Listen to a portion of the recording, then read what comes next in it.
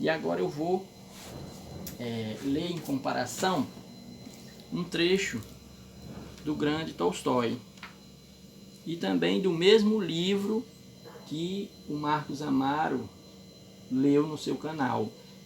Esse que eu acabei de ler foi Crime e Castigo e esse é Anna Karenina, né? Conforme a tradução agora direto do russo. Eu vou ler o já clássico, bastante popular início do romance Anna Karenina. Todas as famílias felizes são parecidas entre si. As infelizes são infelizes cada um à sua maneira. Havia grande confusão na casa dos Oblonsky. A esposa acabara de saber a respeito das relações do marido com a preceptora francesa e comunicara-lhe que não podiam continuar vivendo juntos. Durava já 3 dias a situação para tormento não só do casal, mas também dos demais membros da família e da criadagem. Todos na casa se davam conta de que não havia mais razão para manter aquele convívio, sentindo que as pessoas que por acaso se encontrassem em uma estalagem talvez tivessem mais afinidades entre si. Ela, a esposa, não saía dos seus aposentos.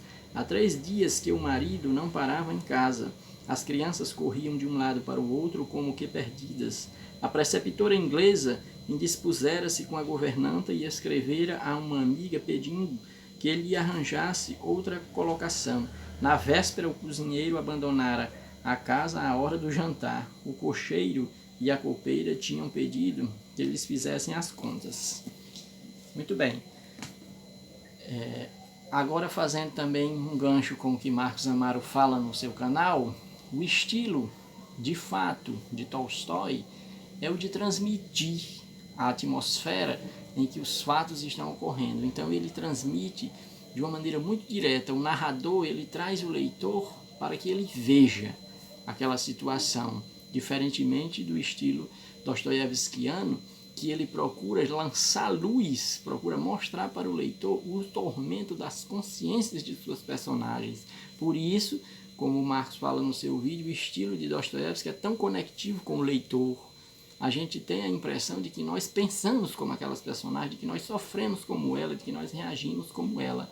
Mas Tolstói não. Tolstói, ele procura mostrar isso de maneira muito direta e o faz num estilo impecável, num estilo clássico, eu diria que até amaneirado, mas num estilo sereno, preciso.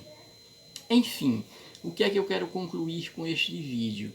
É que entre Dostoiévski e Tolstói, eu particularmente prefiro o grande Tolstói. E vou dizer por quê. Tolstói, ele procura mostrar para os seus leitores, as suas obras, o quanto há de sofrimento, de isolamento, de dor subterrânea em toda a estrutura racional da nossa sociedade, em todo o equilíbrio que supostamente existe na sociedade.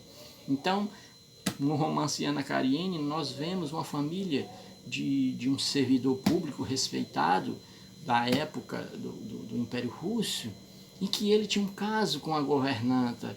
Então, quer dizer, isso ele procura justamente mostrar o quanto as supostas famílias que vão, por exemplo, de mãos dadas no domingo para a igreja, elas não estão isentas de problemas e de sofrimentos. Por trás de toda essa suposta estrutura de equilíbrio, essa suposta unidade, existe uma fragmentação, existe dores, existe disputas, existe todo um desequilíbrio que caminha, que perpassa essas personagens de maneira subterrânea. Ou seja, Dostoiévski, ele nos mostra, aliás, Tolstói, ele nos mostra com um niilismo absoluto que nem os realistas franceses conseguiram atingir. Eu costumo dizer que Tolstói conseguiu na sua obra, na sua literatura, o que Flaubert sonhava intensamente, que era narrar com um realismo tão profundo que chegasse às raias do niilismo, em que o leitor ficasse diante da realidade inquestionável e ele mesmo julgasse e visse aquela realidade. Então Tolstói ele consegue isso. Durante todo o transcorrer da sua obra nós vamos vendo o quanto as supostas estruturas bem aparelhadas, bem equilibradas, elas na verdade escondem toda uma fragmentação, um desajuste, uma perturbação subterrânea. Isso Tolstói mostra no universo político, no universo social, no universo cultural, no universo sentimental.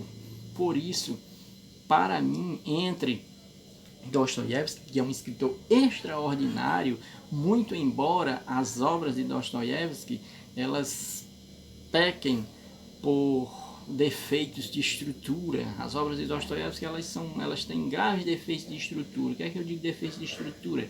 Tem cenas longuíssimas, diálogos longuíssimos, que quando o leitor se dá conta, aquele diálogo percorreu 100 páginas e você está ali ainda naquela mesma sala, e muitas vezes o desenrolar do romance é mais curto do que uma cena do romance, enquanto que as obras de Tolstói, né, elas são muito bem estruturadas, muito bem divididas, há uma simetria, há todo um equilíbrio na construção da obra de Tolstói, que em Dostoiévski não existe. Inclusive, só para citar uma anedota, né, o Vladimir Nabokov, né, o grande autor de Lolita, que para mim é uma das obras mais fracas dele, eu não considero Lolita a grande obra de Vladimir Nabokov, né?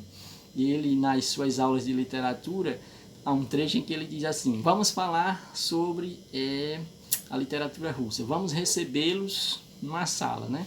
Aí ele vai, diz em tom de pilhéria, né?